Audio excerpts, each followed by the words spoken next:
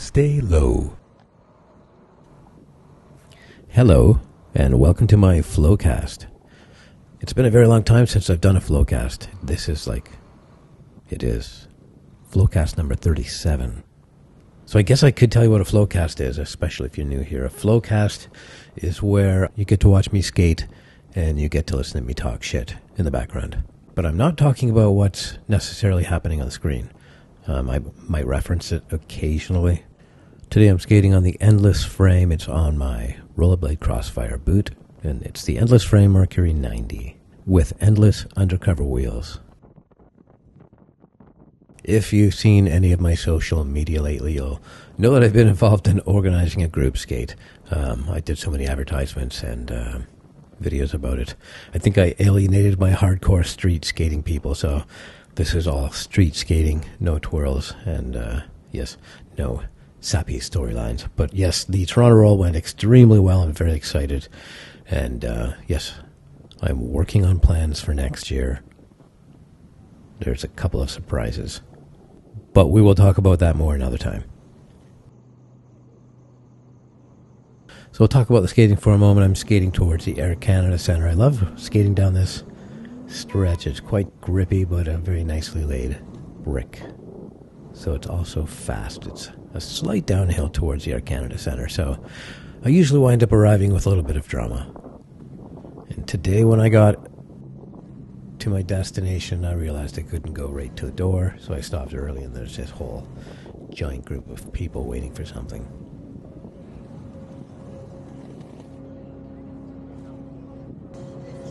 I'm sorry? Is Drake coming outside or no? I have no idea. I don't know what's going on. I thought you worked here. Oh, Drake, my buddy, yeah. Yeah, that's my boy. I can sell you some access. Yes, they thought I might have known Drake. Drake does inline skate. So I was looking at Instagram a few hours after that, and somebody had actually posted Drake on the Scotiabank Arena roof, overlooking where those people were standing, doing some sort of performance. So he did show up. So I promised to go off topic, so let's go completely off topic, and I won't go too far into the weeds, but I do have to talk about the Francis Ngannou versus Tyson Fury fight. So when it comes to fights, I don't even know if I'm 50-50. I always let sentiment enter the picture as far as who I declare is going to be the winner. But this time I did not go with my heart. I went with my mind and the mind of my betters.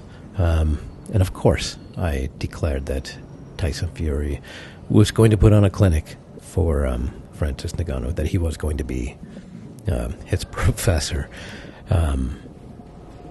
There's no way in 100 different realities that I would have guessed that Francis Ngannou would beat Tyson Fury. It wasn't reflected in the score, but yeah, anybody who knows boxing, and you don't even need to know that much about boxing to watch the fight and know who inflicted the most damage. But yes, that's a whole other topic. But the thing that really surprised me is how little I knew about the reality of things, and how much information I thought I had and how absolutely certain I was. You're talking about a heavyweight champion who's seen some very good heavyweight boxers. He's got a long amateur career, a prolific professional career. His movement is beautiful. He doesn't look great. He's a pretty flabby looking guy, but he is very strong, and he's extremely fast. So when I was watching the warm-ups, when I was watching Ngannou, he looked kind of cumbersome compared to Fury, who was just really loose and snapping his punches out so quick. It looked like slow motion versus poetry. And I don't know if it was a ruse.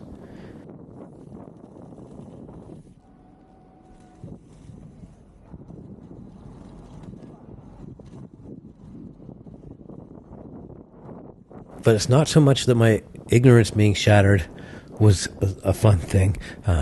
It always is a good thing, though, to have your presuppositions completely blown out of the water and find out you don't know something about something you thought you knew a lot about. It helps you be cautious in other situations. Yeah. I don't think it was Dunning-Kruger, because I do know a little bit about boxing. I've worked in boxing heavy gyms, and I've got some friends who are big in the boxing world, and I've played around with the boxing gloves myself. So I guess the thing that really blew me away, and is blowing everybody away, is you've got somebody who's never boxed in the amateurs or as a professional, who just beat the heavyweight champion of the world, who's considered a very strong heavyweight based on his contenders. He's I'm kind of second-guessing everybody that's a contender just because Francis Ngannou did something amazing. I'm automatically wondering if the heavyweight boxing division is just a weak division, which I hadn't previously considered. So I think that's a huge testament to what Francis Ngannou's done. He's made me second-guess an entire sport. And I'm surprised because boxing, it is so much different than what Francis Ngannou was into, the MMA stuff. As far as, it is a sweet science because the variables are very limited. It's a very specific skill set. Like just throwing hands, no submissions, no kicks.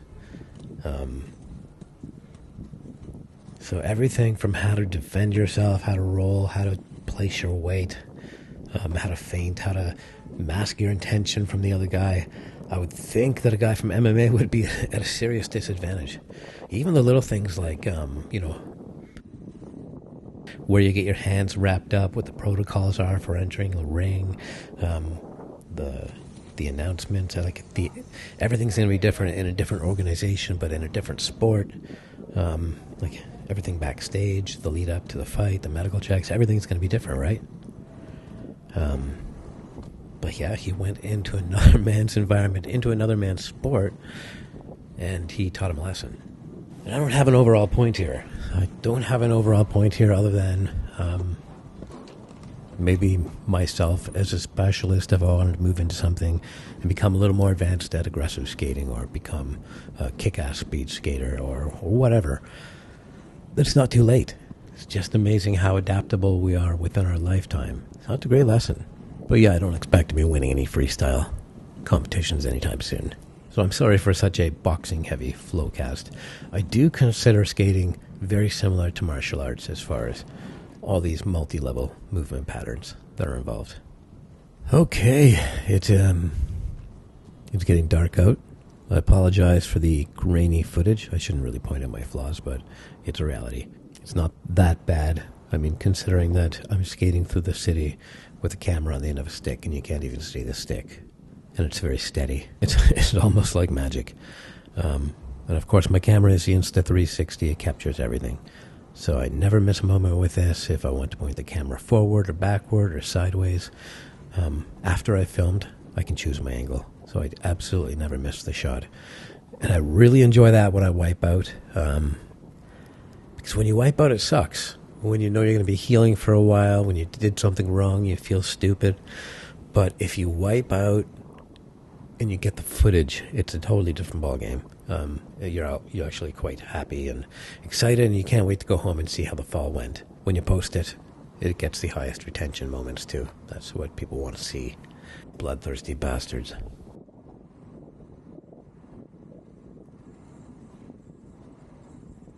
So I slipped into Mr. Nicey Super Joy guy over the Toronto Roll days, and it served my purpose. I enjoyed it. I liked being happy.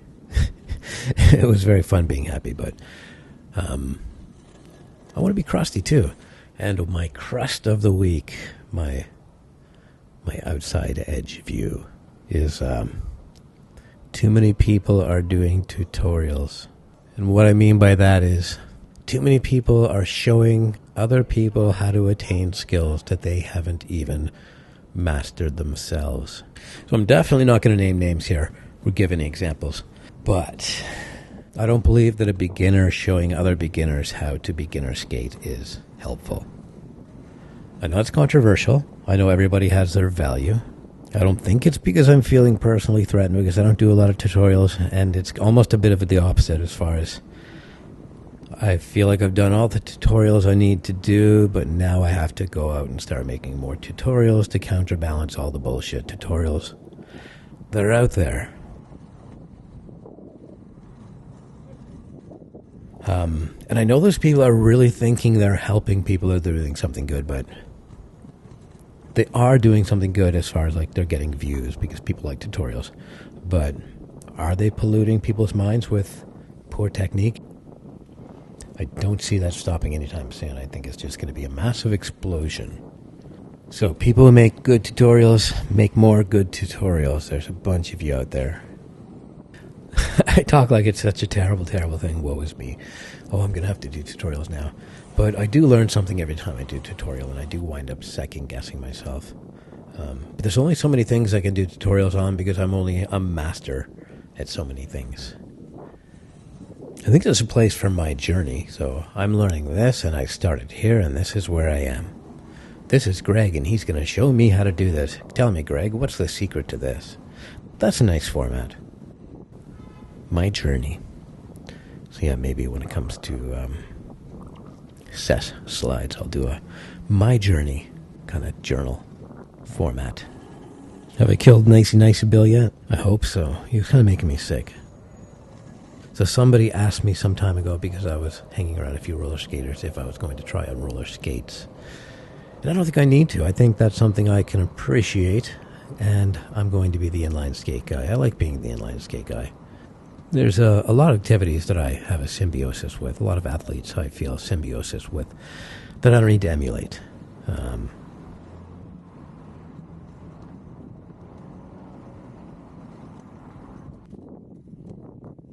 So where are we at here, dog nose? Oh, there's these humps here that I was just determined to work properly. I really wanted to get some good speed over the hump and sling around these corners, but they're soft playground kind of material, so they really suck the energy out as you push into them. So it sucked because they look so perfect. This looks like an absolutely amazing skate park, ruined by the material they used. But this experience did remind me, why can't we have stuff like this? Why don't they just build some really cool geography into the city specifically for skating, instead of building benches that skaters use and then having to cap them off with ugly little additions to make it impossible for anybody to have any fun? I mean, they talk about the danger of people falling, but there's also the danger of people not falling, the danger of people not doing anything. If you look at Toronto City Hall, it's just perfect for a skate park. Like a great big, beautiful urban skate park that could be sympathetic to the lines of the building, would fit in that great big dead space perfectly. Oh, that reminds me, there's a place called Ontario Place where there's all these beautiful paths. You've seen me skate Trillium Park. It's this park that doesn't look like it's in the middle of a city. It's kind of looks like it's in like a meadowy kind of forest.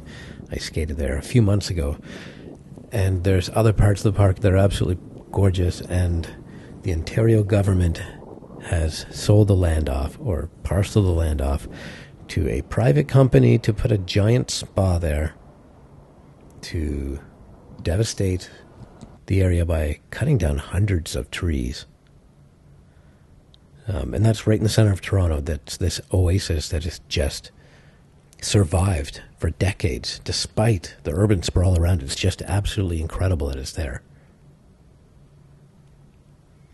Every time I'm there, I just can't believe how central in the city it is, and how right it feels to have a little piece of green, breathing land.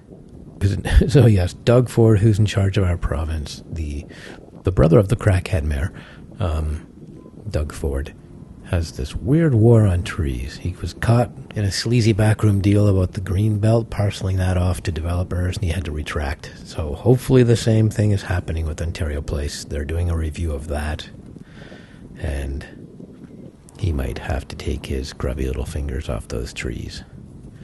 His grubby, sticky, greedy little fingers. Okay, I have to think of something to talk about. Before I started the Flowcast, I found myself wondering, am I psychotic enough to actually do something like this? Do I have enough voices in my head that they can leak out for like 25 minutes? And if I'm too successful, should I worry about that too? Because what else is there? Oh yes, Miami. Sorry, that's my coffee cup. Miami. I will be in Miami on October 17th. I'm going to spend almost a couple weeks there. So in Miami, my primary focus is to shoot the hell out of South Beach. I want to get some night shots, some day shots. You know, your usual beaches and drone shots and pretty palm trees and a parrot. Yeah, I need a parrot. Jet skis. I want to get a shot of a speedboat.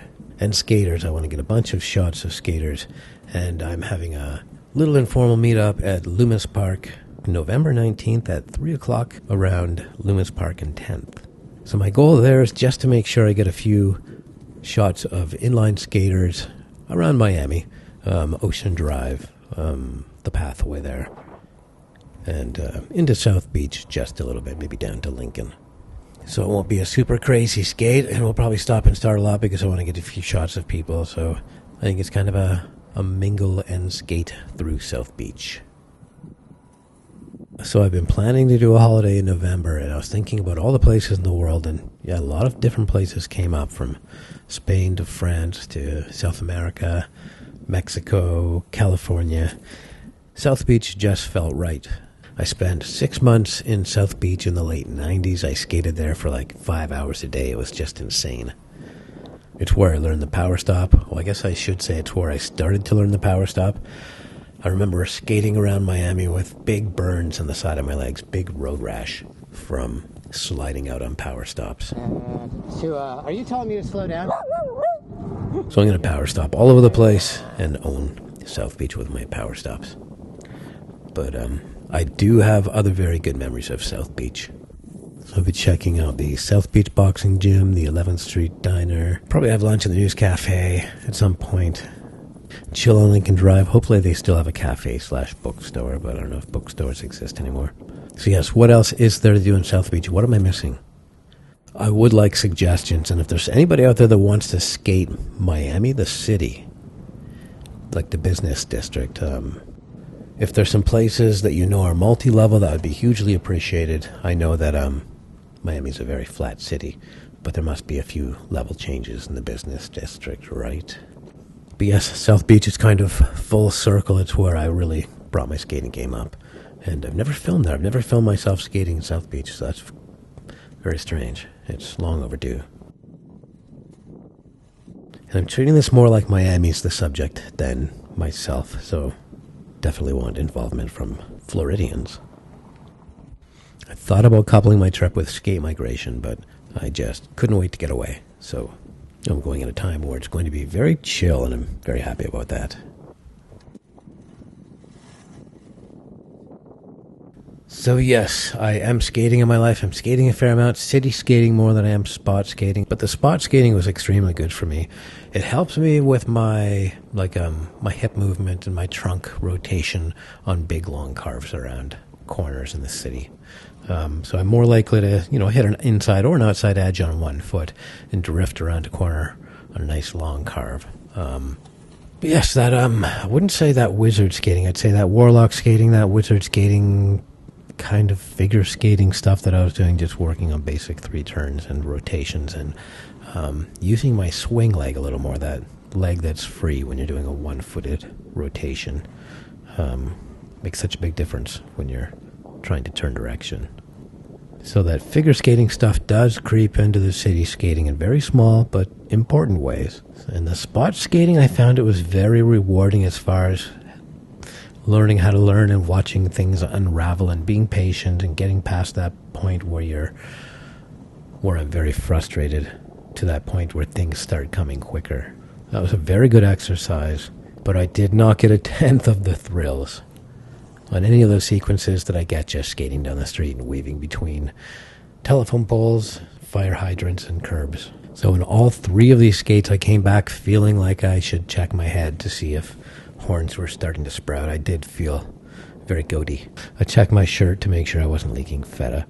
But yes, skating Toronto in the autumn is just so enjoyable. It's cool. It's manageable as far as crowds. But it is getting a little colder than I want. It's getting close to 0 now. So I'm so excited that I've got that trip to Miami to prolong my summer. It really feels like I just got out of summer. The summer lasted for a very long time here in Toronto, and I know a lot of the skaters that were hanging out at the Toronto Roll are still hanging out and doing their group activities throughout the city. What else is happening? Did I mention that I'm getting twisters? I'm getting rollerblade twisters. I think they're going to be great skates for rolling downstairs, big drops. I watch Cy Coburn and his twisters and big drops and the reactivity of his skates with just a little bit of time to maneuver is very encouraging. I mean, I'm no Cy Coburn, but he uses those skates in a way that I know means there's very few limitations for me, or something like that. So yes, I will be cracking that out in Miami. And yes, I've got new wheels coming from an inline warehouse. It's a great place for a very wide selection of inline skating gear. Inline warehouse is also sending bearings. I've been skating a lot and I'm not filming it all the time. I'm enjoying having free hands when I skate. So in Miami, I'm probably going to try to recruit somebody who can hold the camera for me a few times too. So if you've got a steady hand, let me know. And yes, if you can skate well, if you're just a happy skater, it doesn't matter. I want to see you in Miami. So yeah, that's it. Just 2 more weeks, and I can be in the sun again, wearing new skates. So that's it. I talked a lot of rubbish. I didn't mention what was happening on screen at all, really. I'm sorry about that. But it's hard to do a bit of both. I feel like I said nothing of any importance. I'm going to have a list of topics next time. I'm sorry about that. So please help me out for the next Flowcast number 38. I want to answer your questions. That's a better way to do it. I find you guys give me some very interesting questions, but again, I want questions out of left field. It can be non-skating related, it can be related to food, it can be working out, you can ask me love advice, and I'm bound to get it wrong, but it'll be entertaining. Absolutely anything. If it's a really nicely well-written question, I'll read the whole thing out. And if it's a long one, send it to billstoppard@gmail.com. In the comments below, let me have it. Give me something weird. So thanks for chilling with me for this very informal Flowcast. Alright, skateroos, that's me out.